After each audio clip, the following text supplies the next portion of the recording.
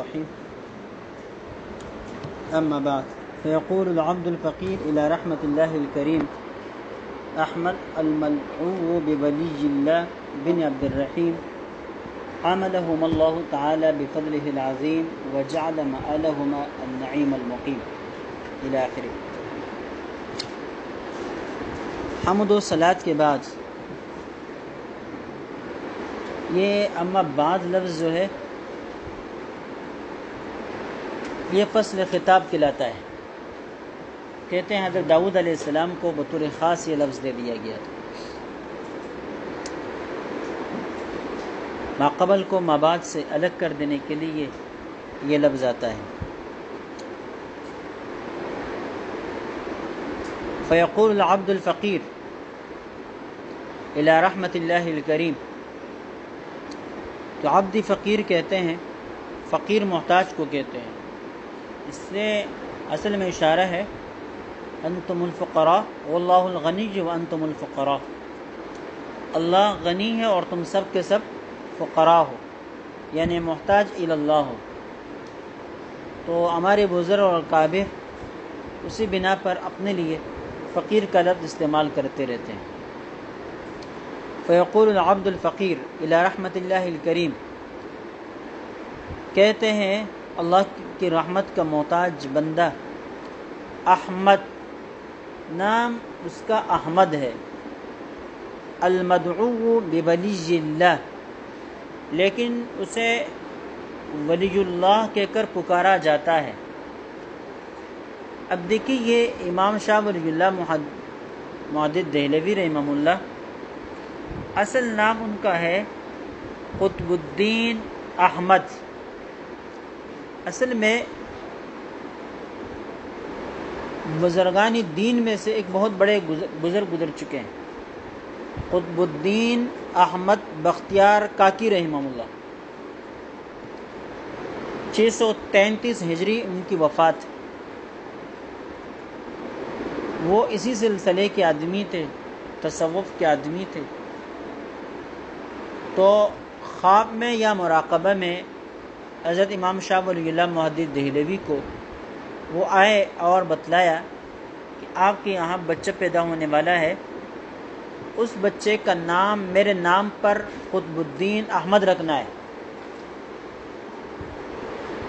لیکن جب بچہ پیدا ہوا تو بھول گئے وہ، اس لیے نام رکھا ولی اللہ. پھر بعد میں یاد آیا تو نام بدل دیا، قطب الدین احمد نام رکھ دیا، جس طرح کے بزرگ نے مراقبہ میں یا خواب میں بتلا دیا تھا. لیکن وہ پہلا نام بھی ولی اللہ وہ کافی شہرت پا چکا تھا. تو پھر دونوں ناموں سے حضرت یاد کیے جانے لگے. تاریخی نام عبد العظیم ہے، لقب کنیت ابو الفیاض. ابو الفیاض یہاں حضرت نے المدعو بولی اللہ کہا، ورنہ المسمى بولی اللہ بھی کہہ سکتے تھے. لیکن چونکہ ولی اللہ کے لفظ میں ایک ایسا معنی پڑا ہے جس میں انسان کے گویا کہ تزکیہ نفس کی طرف بھی اشارہ ہو رہا ہے کہ اللہ کا ولی بننا کوئی آسان کام نہیں ہے. اس لغوی معنی کی طرف دیکھتے ہوئے حضرت نے اپنا تعارف ولی اللہ کے ساتھ نہیں کروایا، بلکہ یہ کہا کہ لوگ کہتے ہیں ولی اللہ، لوگ کہتے ہیں ولی اللہ. بن عبد الرحیم، جس طرح حضرت امام شاہ ولی اللہ محدث دہلوی رحمہ اللہ عظیم شخصیت کے مالک تھے، اسی طرح ان کے والد محترم بھی عظیم شخصیت کے مالک تھے. سارے علوم اپنے والد صاحب ہی سے اخذ کیے، لیکن انہی اپنے والد صاحب کے علوم کو حضرت نے مدون کر کے بہترین انداز میں قلمی شکل میں، کتابتی شکل میں، تصنیفات و تالیفات کی شکل میں قوم کے سپرد کر دیا. اس وجہ سے وہ کہتے ہیں میں اپنے والد صاحب کے درس قرآن میں شریک ہوتا تھا، اسی درس قرآن نے میرا ذہن بدل دیا۔ بھئی درس قرآن کے مختلف طریقے ہوتے ہیں، بعض لوگوں کے سامنے صرف لفاظی ہوتی ہے تو الفاظی کو دیکھتے رہتے ہیں، بعض لوگ صرف ربطوں کو ذکر کرتے رہتے ہیں کہ فلاں آیت کی فلاں کے ساتھ یہ ربط ہے، فلاں صورت کی فلاں صورت کے ساتھ یہ ربط ہے، کافی وقت اسی کے اوپر لگا دیتے ہیں۔ بعض لوگوں کی نظر میں فقہی احکام وہ سامنے ہوتے ہیں، لہذا وہ ہر جگہ کوئی نہ کوئی فقہی حکم وہاں تلاش کرتے رہتے ہیں، کہتے ہیں اس سے یہ مسئلہ ثابت ہوتا ہے، اس سے وہ مسئلہ ثابت ہوتا ہے، تو فقہی احکام کو ذکر کرتے ہیں۔ بعض لوگ سیاسی مزاج کے ہوتے ہیں مفسرین، تو وہ قرآن پاک سے پھر سیاسی مسائل کا استنباط کرتے رہتے ہیں، ہر جگہ آیت نظر آتی ہے اور کوئی دور کا اشارہ ہوتا ہے تو کہتے ہیں اس کے سیاست کا فلاں اصول ثابت ہو رہا ہے، اس سے سیاست کے فلاں مسئلے کی طرف اشارہ ہے۔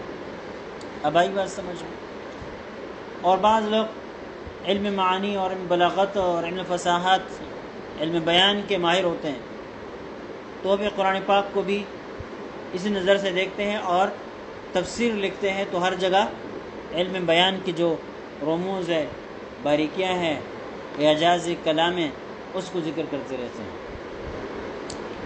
تو ہر مفسر کا اپنا اپنا انداز ہوتا ہے۔ جس مفسر نے تمام علوم کو جمع کر کے کتابیں لکھی تو پھر انہوں نے روح المعانی جیسے بڑی بڑی طویل کتابیں لکھ ڈالی۔ امام راضی رحمہ اللہ کے اوپر منطق اور فلسفے کا غلبہ تھا، انہوں نے تفسیر کبیر لکھ دی، فقہی احکام بھی ذکر کیے، لیکن فلاسفہ اور ملاحدہ کا جو مقابلہ حضرت نے کیا اور ان کے جوابات جو دیے وہ بے مثل ہے اور لاجواب ہے۔ تو بہرحال ہر مصنف کے اوپر ایک خاص رنگ چڑھا ہوا ہوتا ہے، اور پھر اس خاص رنگ کو لے کر وہ درس دے رہا ہوتا ہے، کتابیں لکھ رہا ہوتا ہے، اور اس کے جو ہے دیگر اعمال ہوتے ہیں۔ تو امام شاہ ولی اللہ محدث دہلوی رحمہ اللہ قرآن پاک کے اندر وہی نظریاتی، فکری، تصوف وغیرہ اصلاح قلب کا مسائل وہ ذکر کرتے رہتے تھے، تو امام شاہ ولی اللہ محدث دہلوی کے اوپر وہی رنگ چڑھا اور پھر انہوں نے اسی نہج پر آگے کام کیا۔ کہتے ہیں عاملہم اللہ تعالی بفضلہ العظیم، اللہ تعالیٰ ان کے ساتھ معاملہ فرمائے اپنے عظیم فضل کے ذریعے سے، اپنے اعمال پیش نہیں کیے، اللہ کا فضل مانگا، اللہ کا فضل مانگا۔ وجعل مآلہما النعیم المقیم، اور ان دونوں کا مآل جنت جو دار النعیم ہے وہ بنائے، المقیم جو ہمیشہ رہنے والا ہے وہ بنائے۔ نعمتیں اگر وقتی ہو تو اتنے خوش کن نہیں ہوا کرتی، کہتے ہیں یہ وقت بھی گزر جائے گا، نعمتوں میں ہے تو وہ بھی گزر جائے گا، اگر مصائب اور تکالیف میں ہے تو وہ بھی گزر جائے گا۔ اس وجہ سے نعمتیں مانگے اللہ سے تو پھر دائمی مانگے، دعا مانگنی ہے، طلب کرنا ہے تو پھر کامل کی طلب کرے، کامل کی طلب کرے۔ کہتے ہیں امام صلاح الدین ایوبی رحمہ اللہ کسی مسئلے کے حوالے سے انتہائی پریشان تھے، کسی وزیر شزیر سے کہا کوئی ایسا جملہ بتلائیں میرے انگوٹھی کے اوپر کندہ کر دیں کہ اگر غمی کی حالت میں اس کو دیکھوں تو خوش ہو جاؤں، اور خوشی کی حالت میں اس کو دیکھوں تو اللہ یاد آ جائے، عاقبت کی فکر ہو، موت یاد آ جائے۔ تو زمانے کے جو وزیر ہوتے تھے آج کے زمانے کے یہ بے تدبیر قسم کے وزراء کی طرح نہیں ہوتے تھے، وہ بڑے قابل ہوتے تھے، ملک میں ان کا چناؤ ہوتا تھا، زیرک ہوتے تھے، مشکل مسائل کو چٹکلوں میں وہ حل کر دیا کرتے تھے۔ تو وزیر نے بتلایا کہ آپ لکھیں سیمضی ھذا الوقت، یہ وقت بھی عن قریب گزر جائے، یہ وقت بھی عن قریب گزر ہی جائے۔ اب جب وہ خوشی کی باتیں، محفل اور دیگر جو ہے مقامات ہوتے تھے، اچانک اپنے انگوٹھی پر نظر پڑتی تو وہاں پر کیا نظر آتا کہ یہ وقت بھی گزر جائے۔ غم کی حالت ہوتی، مغمون ہوتے، جنگ سر پر آ پڑی ہوتی، تو پھر بھی کبھی جب نظر پڑتی اپنے انگوٹھے پر تو وہاں نظر آتا کہ یہ وقت بھی گزر جائے گا۔ تو غم بھی کبھی کبھی خوشی میں بدل جاتا ہے، غم خوشی میں بدل جاتا ہے۔ بہرحال ان عمدۃ العلوم الیقینیہ ورأسها ومبنى الفنون الدینیہ واساسها وعلم الحدیث۔ یہاں سے حضرت باقاعدہ اس فن کی باریکیوں کا آغاز کرتے ہیں۔ پہلے علوم کے جو درجات ہیں ان درجات کو ذکر کرتے ہیں، اور پھر علم اسرار الدین جو ہے اس کا تذکرہ کر کے باقاعدہ اس کا آغاز کرتے ہیں۔ کہتے ہیں ان عمدۃ العلوم، عمدہ وہ چیز جس کے اوپر تکیہ لگایا جائے، جس کے اوپر اعتماد کیا جائے، ٹیک لگائیں جس کے اوپر آپ بیٹھتے ہیں، وہ بھی آپ کے لیے عمدہ ہے۔ علوم میں عمدہ، یقینی علوم میں عمدہ ترین علم، ورأسها اور اس کے اصل، رأس جڑ، ومبنى الفنون الدینیہ دینی فنون کی بنیاد، واساسها اور اس کے اصل جڑ، دونوں مبنا اور اساس قریب المعنی ہے۔ میں نے آپ کو بتلا دیا تھا کہ امام شاہ ولی اللہ محدث دہلوی کی عادت ہے کہ مترادفات کا استعمال کرتے ہیں، تو یہ بھی سمجھے ایسے ہی ہے۔ وعلم الحدیث، تمام علوم یقینیہ میں عمدہ ترین علم کون سا ہے؟ علم الحدیث۔ اب یہاں ایک سوال اٹھتا ہے کہ انہوں نے تمام علوم دینیہ اور یقینیہ میں علم حدیث کو سب سے عمدہ قرار دیتے، حالانکہ سب سے عمدہ تو علم تفسیر کیا ہے؟ علم تفسیر ہے۔ کہتے ہیں کلام السلطان سلطان الکلام، بادشاہ کا جو کلام ہوتا ہے وہ کلاموں کا بادشاہ ہوتا ہے، وہ کلاموں کا بادشاہ ہوتا ہے۔ تو اللہ کا کلام تمام کلاموں کا بادشاہ ہوگا، تو جب وہ تمام کلاموں کا بادشاہ ہے تو عمدہ تو وہی قرار پانا چاہیے، اور ساتھ ساتھ جو علم اس سے وابستہ ہے علم التفسیر، وہ کیا ہونا چاہیے؟ عمدۃ العلوم وہی ہونا چاہیے۔ لیکن حضرت نے کیا کہا؟ علم الحدیث۔ تو یہ بات جان لیجئے کہ علم تفسیر جو ہے وہ 3 چیزوں کا مجموعہ ہے۔ علم تفسیر کے اندر تفسیر القرآن بالقرآن ہوتا ہے، ٹھیک ہے؟ تو ظاہر ہے وہ تو پھر بذات خود کتاب ہے، اس کو پھر علوم یقینیہ میں داخل کرنا وہ تو متن ہے، علوم اس سے ہٹ کر ہے، علوم اس سے ہٹ کر ہے۔ تو علم تفسیر کا ایک حصہ تفسیر القرآن بالقرآن کا ہے، دوسرا حصہ تفسیر القرآن بالحدیث ہے، تفسیر القرآن بالحدیث ہے۔ اس طرح اس میں تفسیر القرآن بالحدیث واقوال الصحابہ والتابعین یہ سارے داخل ہے، یہ علم تفسیر کا دوسرا حصہ ہے۔ علم تفسیر کا تیسرا حصہ وہ مفسرین کی اپنی آرائیں، اپنی آراء اپنے تحقیقات، اپنی تعبیرات. اب علم تفسیر بالقرآن یعنی بعض آیتوں کی تفسیر بعض دوسری آیتوں کے ذریعے سے کرنا، تفسیر القرآن بالقرآن جسے کہا جاتا ہے، تو وہ تو یہاں زیر بحث ہی نہیں ہے، وہ تو یہاں زیر بحث ہی نہیں ہے.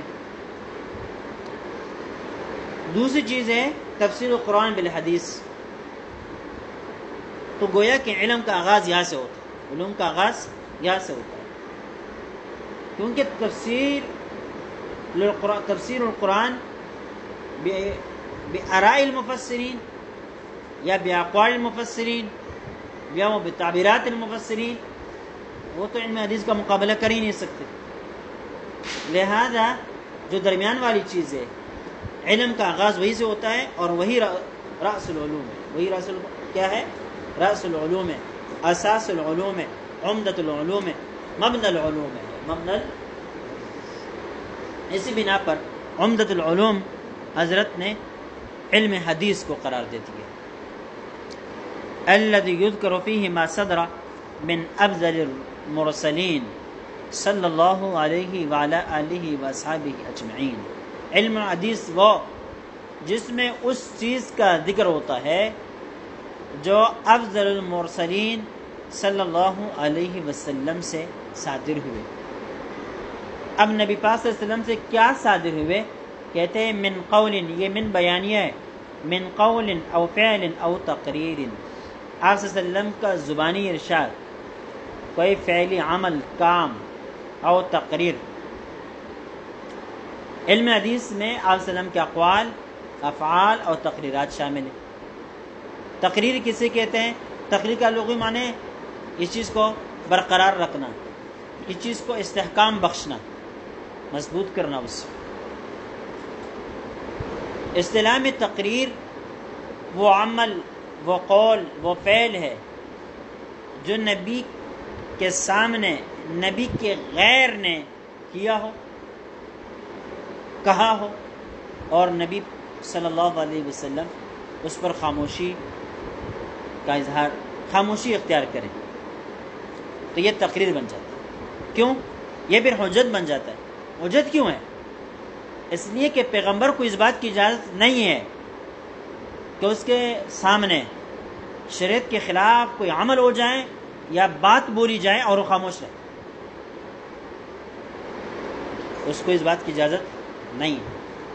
لہذا جب وہ خاموش رہتے ہیں تو شرعاً وہ کام جائز ہوگا، اس وجہ سے خاموش رہے. ورنہ خاموشی اختیار کرنے کی اجازت ہمیں تو ہے نا.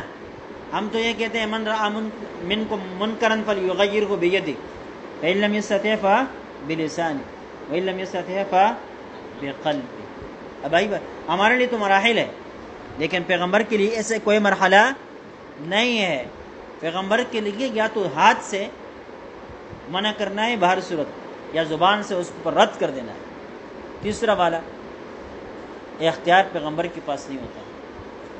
اس وجہ سے پیغمبر کے سامنے جو کام ہو جائیں، پیغمبر علیہ السلام ان کے اوپر خاموشی اختیار فرمائے تو وہ تقریر رسول کہلاتا ہے. وہ ہے کہ پیغمبر کی طرف سے اس عمل کو استحکام ملا، اس عمل کو شرعی حیثیت مل گئی کہ جائز ہے. یہ قول جو اس کے سامنے کہا گیا، یہ قول درست ہے، یہ قول درست. اب آئی بات سمجھ. بہت ساری باتیں ہیں آپ صلی اللہ علیہ وسلم کے سامنے آپ صلی اللہ علیہ وسلم نے نہیں کہی، آپ صلی اللہ علیہ وسلم نے کبھی اس کا ذکر ہی نہیں کیا، لیکن کسی اور صحابی نے یا صحابیہ نے اس کا ذکر کیا. پھر پیغمبر علیہ السلام نے بار بار اس کا تذکرہ کر کے ان کو دوام بخشا، استحکام بخشا.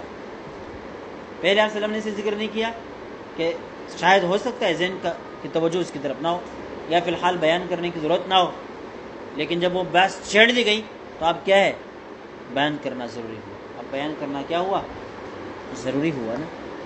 جیسے کہ حضرت عائشہ صدیقہ رضی اللہ تعالیٰ عنہ فرماتی ہے کہ عورت آئی تھی، وہ عذاب قبر کی باتیں کر رہی تھی. بھائی پھر آپ صلی اللہ علیہ وسلم نے کیا کر دیا؟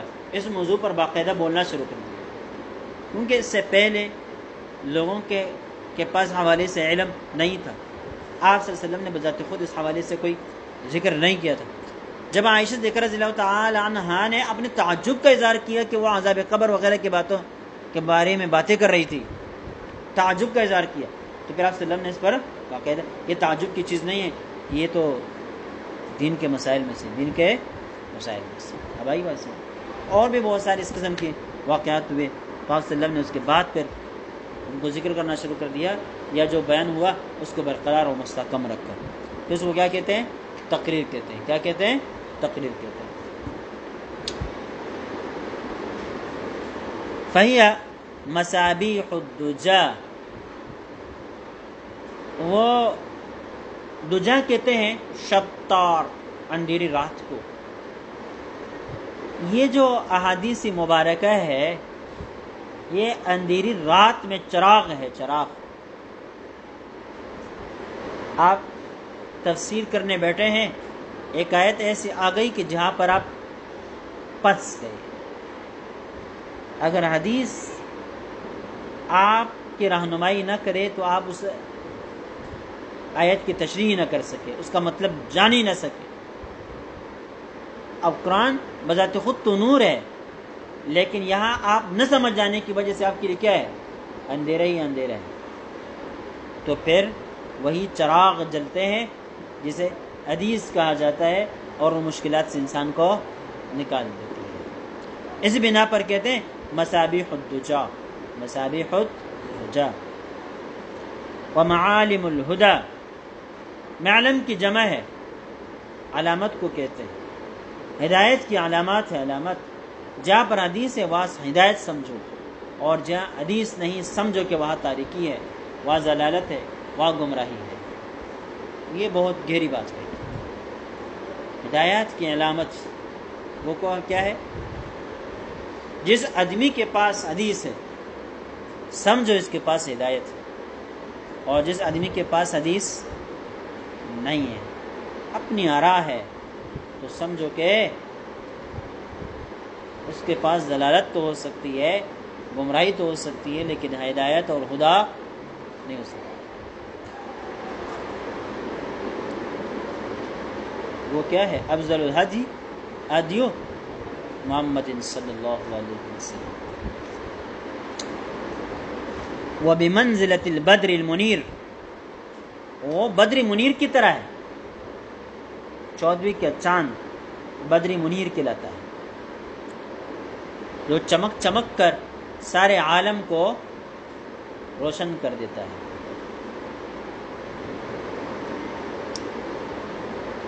کیا ہے؟ سراجم منیرا، پیغمبر علیہ السلام کو کیا کہا گیا؟ سراجم منیر، اس کی جو روشنی ہے وہ نور۔ اب آئی بات سمجھ بھائی، روشنی کو چراغ سے تعبیر کیا جائے، حالانکہ چراغ روشنی نہیں ہوتی، چراغ سے جو چیز حاصل ہوتی ہے وہ روشنی ہوتی ہے، کیا ہوتی؟ لیکن مبالغتاً اس روشنی کے اوپر چراغ کا اطلاق ہوتا ہے، اس روشنی کے اوپر چراغ کا اطلاق ہوتا ہے۔ پیغمبر علیہ الصلوۃ والسلام کو اس معنی میں سراجم منیرہ کہا، سراجم منیرہ، یا حضرت نے ان کو بدر منیر۔ تو یہ جو احادیث ہے، علم حدیث ہے، یہ بدر منیر ہے، یہ بدر منیر۔ ایک شخص کے بارے میں پڑھا کہ وہ ان پڑھ تھے، لیکن وہ حدیث اور قرآن کو ایک دوسرے سے جدا کر کے بتاتے تھے، کہ وہ کہتے ہیں قرآن پڑھا جا رہا ہے، یہ حدیث پڑھی جا رہی ہے، یہ حدیث صحیح ہے، یہ حدیث صحیح۔ جب ان سے یہ پوچھا گیا کہ آپ کیسے یہ فیصلہ کرتے ہیں کہ یہ قرآن پاک کی آیت پڑھی جا رہی ہے، یہ حدیث پڑھی جا رہی ہے، یہ حدیث صحیح ہے، یہ حدیث صحیح نہیں؟ تو انہوں نے کہا کہ جب قرآن پڑھا جاتا ہے تو میں زمین سے لے کر آسمان تک بلا انقطاع کے روشنی دیکھتا ہوں، اور وہ روشنی بہت تیز ہوتی ہے، یعنی روشنی زیادہ ہوتی ہے۔ جب حدیث پڑھی جا رہی ہوتی ہے تو پھر میں یہ دیکھتا ہوں کہ یہ حدیث صحیح ہے یا غلط ہے۔ تو جو حدیث آسمان تک بلا انقطاع پہنچتی ہے، جو روشنی آسمان سے بلا انقطاع زمین تک ہو، تو میں کہتا ہوں کہ یہ کیا ہے؟ یہ حدیث ہے، اور یہ حدیث صحیح ہے۔ البتہ حدیث میں اور قرآن میں یہ فرق ہوتا ہے کہ قرآن کی روشنی کچھ اور زیادہ ہوتی ہے، حدیث کی روشنی قرآن کی نسبت سے تھوڑی دھیمی ہوتی ہے۔ تو میں یہ سمجھتا ہوں کہ یہ کیا ہے؟ حدیث ہے، اور وہ کیا ہے؟ قرآن۔ اور جو روشنی اوپر کو جا رہی ہوتی ہے لیکن منقطع ہو جاتی ہے، تو میں یہ کہتا ہوں کہ یہ پیغمبر کی روایت نہیں ہے، حدیث نہیں ہے۔ ہو سکتا ہے کس صحابی کا ہو، تابعی کا ہو۔ تو اس سے ایک بات اور بھی پتہ چلتی ہے کہ صحابی ہو یا تابعی ہو، اس سے قول یہ رد نہیں کیا جا سکتا، ان کے اندر بھی من وجہ روشنی موجود ہے، من وجہ روشنی موجود ہے۔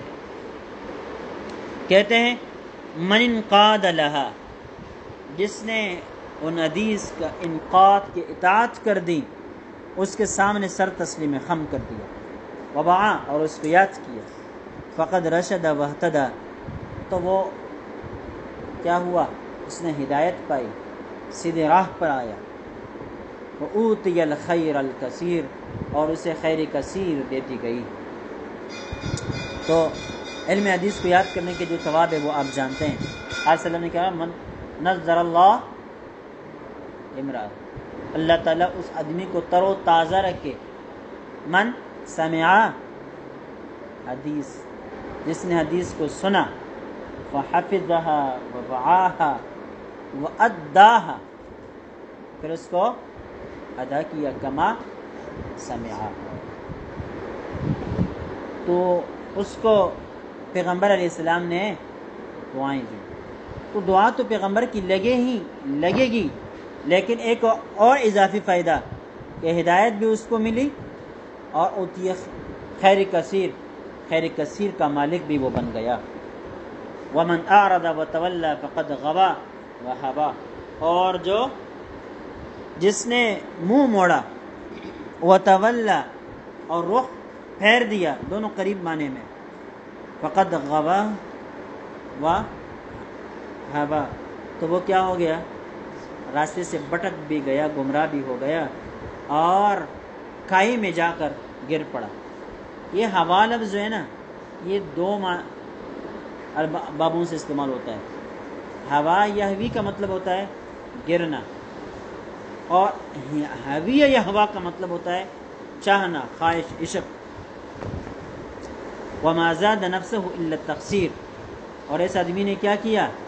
اپنے ذات کے لیے خسارے کے علاوہ اور کسی چیز میں اضافہ نہیں کیا، خسارے کے علاوہ اور کسی چیز میں اپنے لیے اضافہ نہیں کیا۔ کس وجہ سے؟ جب حدیث سے منہ موڑا تو اس نے اپنا نقصان ہی کیا۔ فإنه صلی اللہ علیہ وسلم نہا وأمر وأنذر وبشر وضرب الأمثال وذکر وإنها لمثل القرآن أو أكثر۔ یہ بہت بنیادی بات، یہ بات اتنے دعوے کے ساتھ یہ کیوں کہہ رہے ہیں کہ جس نے پیغمبر کی حدیث سے منہ موڑا تو وہ گمراہ ہو گیا، اور وہ کیا ہے؟ ضلالت اور گمراہی کی کھائیوں میں جا گرا۔ اتنا بڑا دعویٰ کر رہے ہیں، کیوں کر رہے ہیں؟ اس لیے کہ نبی پاک صلی اللہ علیہ وسلم نے نہیں بھی کی، امر بھی کی، نہیں بھی کی اور امر بھی کی۔ وَأَنذَرَ وَبَشَّرَ، وعید بھی سنائی اور خوشخبریاں بھی سنائی۔ وَضَرَبَ الْأَمْثَالَ، مثالیں بھی پیش کر کے امت کو سمجھانے کی کوشش کی۔ وَذَكَّرَ، وعظ نصیحت بھی کی، وعظ و نصیحت بھی کی۔ وَإِنَّهَا لَمِثْلُ الْقُرْآنِ أَوْ أَكْثَرَ، پیغمبر نے جو منع کیا، پیغمبر نے جو احکام دیے، پیغمبر نے جو تبشیر کی، پیغمبر نے جو تنذیر کی، پیغمبر نے جو امثال پیش کیے اور وعظ نصیحت کی، وہ قرآن کی نسبت سے زیادہ ہے، قرآن پاک کی نسبت سے زیادہ ہے۔ قرآن پاک ایک نسخے کے اندر جمع کیا گیا زیادہ سے زیادہ 400 صفحات بن گئے. کتنے بن گئے؟ اور احادیث مبارکہ کو جب جمع کیا گیا تو سینکڑوں جلدیاں بن گئی، سینکڑوں جلدیں بن گئی. تو پیغمبر کا بیان قرآن کے بیان سے زیادہ ہے. ایک مرتبہ نبی پاک صلی اللہ علیہ وسلم، بہت ساری روایتوں میں ہے، یہاں پر بھی ایک روایت ذکر کی ہے.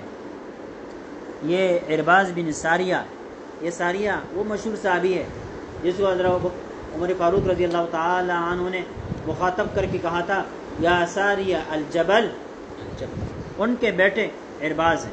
یہ روایت کرتے ہیں کہ نبی پاک صلی اللہ علیہ وسلم نے فرمایا ایحسب احدکم متکئا علی اریکتی، کیا ایک آدمی اپنے صوفے پر بیٹھا ہوا تکیہ لگائے بیٹھا ہوگا اور وہ یہ گمان کر رہا ہوگا یظن ان اللہ لم یحرم شیئا الا ما فی هذا القرآن، کہ اللہ نے کوئی چیز حرام نہیں کی مگر وہی جو اس قرآن پاک میں ہے، کوئی چیز حلال نہیں کی مگر وہی جو اس قرآن پاک میں. دوسری روایت میں جو قرآن پاک میں حلال ہے اس کو حلال سمجھو اور جو قرآن پاک میں حرام ہے اس کو حرام سمجھو. قرآن پاک کے حلال، قرآن پاک کے حرام کے علاوہ اور کچھ نہیں. ایسا کوئی آدمی اپنے بہترین صوفوں کے اوپر بیٹھا ہوا ایسی باتیں کر رہا ہوگا؟ ایسا بالکل. آج کل دیکھیں جو پرویزی ہیں، جو منکرین حدیث ہے، دنیا کی تمام سہولتیں ان کو حاصل ہیں.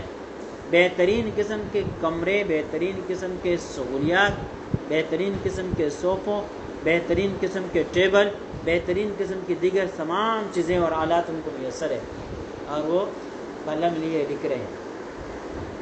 حدیث حجت نہیں، حدیث حجت نہیں. اب بات آئیے سمجھ لیں. تو پیغمبر علیہ السلام کی پیش گوئی ثابت ہوئی. کوئی شڈل پڑل آدمی مولوی وہ حدیث کا منکر نہیں ہوتا. حدیث کا منکر کون ہے؟ ایسے سہولت سے زندگی گزارنے والے لوگ. کیوں؟ اس لیے کہ ان کی سہولتوں میں رکاوٹ بنتی ہے. قرآن کم بنتا ہے، حدیث زیادہ بنتی ہے. قرآن کم بنتا ہے، حدیث زیادہ بنتی ہے. ان کے عیش و عشرت پر زد جو پڑتی ہے حدیث سے زیادہ پڑتی ہے، قرآن سے کم پڑتی ہے. اس وجہ سے یہ کہتے ہیں کہ حدیث کو بیچ سے ہٹا دیں، حدیث کو بیچ سے ہٹا دیا جائے. تو پیغمبر کی پیش گوئی ہے.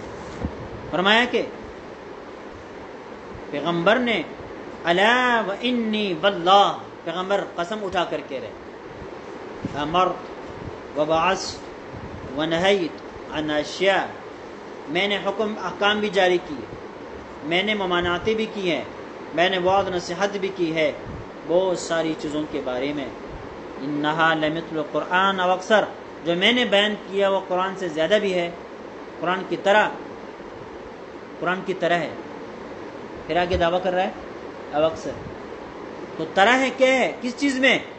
حجت ہونے میں. کس میں؟ حجت ہونے میں. اور تعداد کے اعتبار سے زیادہ ہونے میں. تعداد کے اعتبار سے زیادہ ہو سکتا ہے. حجت میں قرآن کے مثل، حجت میں جس طرح قرآن حجت ہے اس طرح پیغمبر کے ارشادات بھی حجت ہے. اور تعداد کے اعتبار سے، مقدار کے اعتبار سے، حجم کے اعتبار سے، گنتی کے اعتبار سے، کمیت کے اعتبار سے قرآن سے زیادہ ہے، قرآن سے زیادہ ہے. یہ کمالی بات ہے. تو بہرحال امام شاہ ولی اللہ محدث دہلوی رحمہ اللہ اس عبارت کے اندر علم حدیث کی فضیلت کو ذکر کرتے ہیں اور ساتھ ساتھ ان لوگوں کے اوپر رد کرتے ہیں جو حدیث کو نہیں مانتے، جن کو ہماری اصطلاح میں منکرین حدیث کہتے ہیں. تو یہ منکرین حدیث کا یہ طبقہ اب سے نہیں ہے، پہلے بھی اس قسم کے لوگ گزر چکے ہیں، لیکن باقاعدہ انہوں نے ایک فرقے کی شکل و صورت اور فتنے کی شکل و صورت جو اختیار کی ہے وہ ہمارے قریب کے دور میں اختیار کی. اور اس فتنے کو آپ کمزور نہ سمجھیں. اس فتنے کا بڑا چھاپ ہے ہماری اسٹیبلشمنٹ پر، ہماری اشرافیہ پر، ہماری تعلیم یافتہ طبقے پر، پروفیسرز پر اور اسکول کالج کے ٹیچرز پر. اس طبقے کا بڑا اثر. وجہ اس لیے کہ یہ لکھتے ہیں، ایسی باتیں لکھتے ہیں جو عام لوگوں کے ذہن میں بیٹھتی چلی جاتی ہیں۔ ایک بات یاد رکھیں، ہمارے اکابر نے کتابیں لکھی، اتنی بڑی لمبی لمبی کتابیں لکھی، لیکن ان کتابوں میں ہوتا کیا ہے؟ یا تو تکرار ہوتا ہے، یا ان کے اندر وہ روانی نہیں ہوتی کہ جو آپ کو اپنی طرف کھینچ لے۔ بیچ میں رکاوٹ آ جاتی ہے حوالی کی صورت میں۔ ایک بہترین سلسلہ شروع ہے گفتگو کا، جاتے جاتے کہتے کما قال فلاں، کما فی کتاب فلاں۔ اب وہ بات جو آپ نے بہترین پیرایہ میں ذکر کر دی، وہی بات آپ دہرا رہے ہیں کسی اور کے حوالے سے۔ آپ نے ایک صفحہ کی تقریر لکھ دی بہترین، ایک صفحہ کا حوالہ دینا شروع کر دیا، پھر ایک صفحہ کا آپ نے اس کا ترجمہ کرنا شروع کر دیا، پھر 2-3 صفحات میں اس کی وضاحتیں کرنا شروع کر دی، تو بھئی بات ایک ہے اور آپ نے اس کو پلا پلا کر 4 صفحے پر لے کر گئے، تو یہ 4 صفحے رکاوٹ بن گئے آپ کی۔ اصل مدعا سمجھانے میں کیا بن گئے؟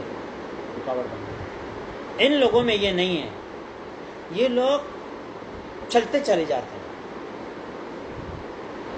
دلائل کی طرف سے بھی اشارہ کرتے چلے جاتے ہیں، تو ایک مضمون آپ لیں گے، وہ مضمون آپ کو اپنی طرف کھینچتا چلا جائے گا، آپ کا دل و دماغ قبول کرتا چلا جائے گا، بیچ میں یہ حوالوں کی رکاوٹیں نہیں آئیں گی۔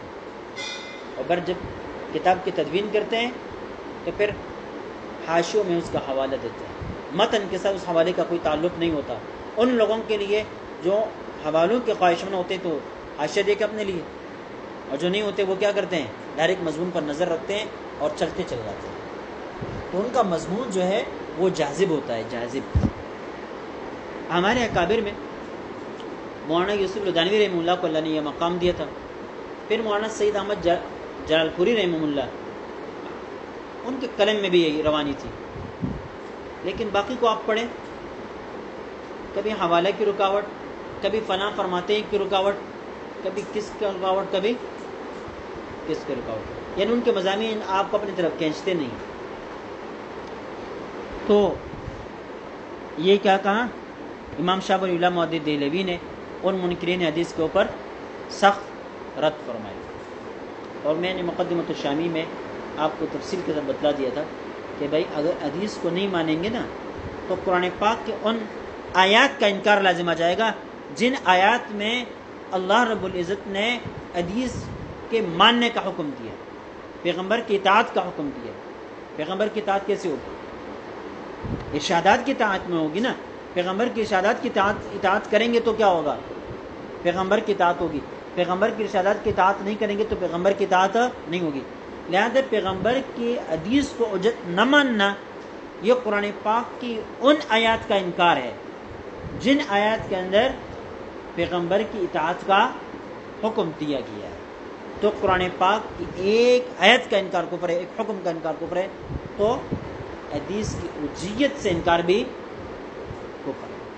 اب آئی بات سمجھ، لیکن یہاں ایک نقطہ بتا رہا ہوں، ایک ہے مطلق حجیت حدیث سے انکار کرنا، یہ تو کفر ہے، اس میں کوئی شک نہیں، لیکن ایک ہے ایک روایت کو نہ ماننے سے انکار کر دینا۔ مثال کے طور پر آپ کو یہ روایت پیش کرے تو سامنے والا آدمی کہے کہ بھئی ٹھیک ہے، مجھے احادیث منظور ہے، میں مانتا ہوں، اس پر ایمان رکھتا ہوں، وہ حجت ہے، لیکن آپ جو یہ روایت پیش کرتے ہیں نا یہ مجھے منظور نہیں، اور منظور نہ ہونے کی وجہ سند میں ضعف ہے یا کسی اور حدیث سے ٹکرانے کی وجہ سے یا قرآن پاک کے مخالف ہونے کی وجہ سے وہ یہ کہتا ہے کہ بھائی میں اس لیے اس کو نہیں مانتا کہ اس کے اندر فلاں فلاں مجھے یہ خامیاں نظر آ رہی ہے، تو مجھے ایسا لگتا ہے کہ پیغمبر کا قول نہیں ہوگا، ورنہ اگر پیغمبر کا قول ہوتا تو قرآن کی فلاں آیت کے مخالف نہ ہوتا، یا فلاں جو اصل کلیہ ہے اس اصل کلیہ کے خلاف نہ ہوتا، تو یہ پھر یہ کفر نہیں ہے۔ پھر اس میں یہ دیکھا جائے گا کہ اس حدیث کا مرتبہ کیا ہے، تواتر کیا تک پہنچی ہوئی ہے، مشہور ہے یا کیا ہے کیا نہیں ہے، وہ پھر الگ دیکھیں گے، وہ پھر الگ دیکھیں گے، لیکن یہ باریک قسم کا فرق ہے، اس کا لحاظ رکھنا لازم ہے۔ چلے یہاں تک